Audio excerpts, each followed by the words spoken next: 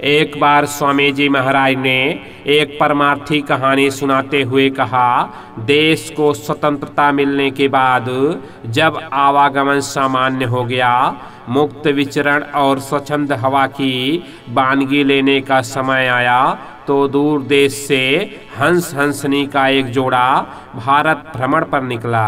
देश के विभिन्न स्थानों का हाल खबर लेते परखते राजस्थान की धरती पर पहुंचा। वहां पहुंचते पहुंचते रात हो गई। दोनों एक दरख्त पर बैठ गए। जिस पेड़ पर यह जोड़ा बैठा था उसी के ठीक सामने दूसरे पेड़ पर एक उल्लू बैठा हुआ था। हंस बोला कि यह कैसा वीरान जंगल है, इसको किसने वीरान किया? हंसनी क्यों चुप रहती? उसने फौरन जवाब देते हुए कहा कि वह जो सामने पेड़ पर उल्लू बैठा है उसने इस जंगल को वीरान कर दिया है। सुनकर उल्लू को बहुत क्रोध आया, लेकिन उसने कोई जवाब नहीं दिया, चुपचाप रहा, सोचता रहा। उसे बड़ी आत्मग्लानि हुई। उन दोनों की बात चलती रही। बातचीत के बीच हंस से फिर हंसनी बोली कि इसी उल्लू ने जंगल को वीरान कर दिया। अब तो उल्लू का गुस्सा आसमान पर चढ़ गया। बोला कुछ नहीं, फिर चुपचाप सहन कर लिया।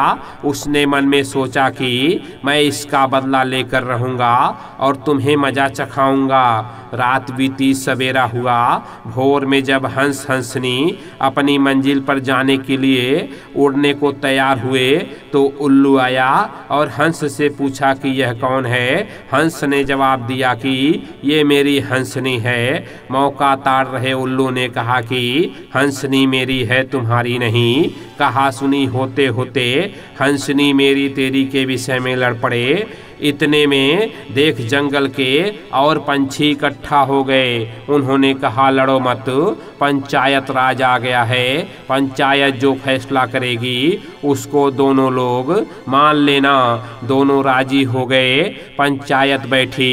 पंचों ने आपस में बात किया कि उल्लू तो हमारे देश का है, समय बेसमय हमारे काम आएगा। हंस दूर देश से हमारे कौन काम आएगा। यह सोचकर पंचों ने आपस में तय किया कि यह फैसला कर दिया जाए कि हंसनी उल्लू की है। पंचायत में पंचों ने फैसला सुना दिया कि हंसनी उल्लू की है। पंचों का फैसला था, दोनों मानने का वादा किए थे, इसलिए हंस यह मानकर अब तो फैसला हो गया हंसनी उल्लू की है, तो हम तो अब अकेले हो गए। बहुत दुखी मन से हंस अकेला उड़ चला।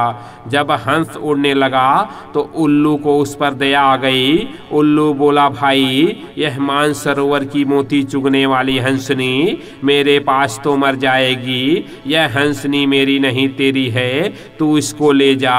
यह तो यहाँ जिंदा नहीं रहेगी, निश्चित रूप से मर जाएगी। इसकी खुराक मेरे पास कहाँ? हंस ने उल्लू की उदारता पर कृतज्ञता प्रकट की तो उल्लू ने कहा कि इसने कहा कि उल्लू जंगल को वीरान कर दिया, तभी मैंने सबक सिखाने की जिद ठान ली। और आपने देखा कि जंगल को उल्लू ने नहीं, इन मुंह देखी फैसला करने वाले पंचों ने वीरान कर दिया है। यह कहानी सुनाते हुए परम पूज्य स्वामी जी महाराज ने कहा कि वास्तव में देश को मुंह देखी अपने स्वार्थ का फैसला करने वाले पंचों ने वीरान कर दिया है।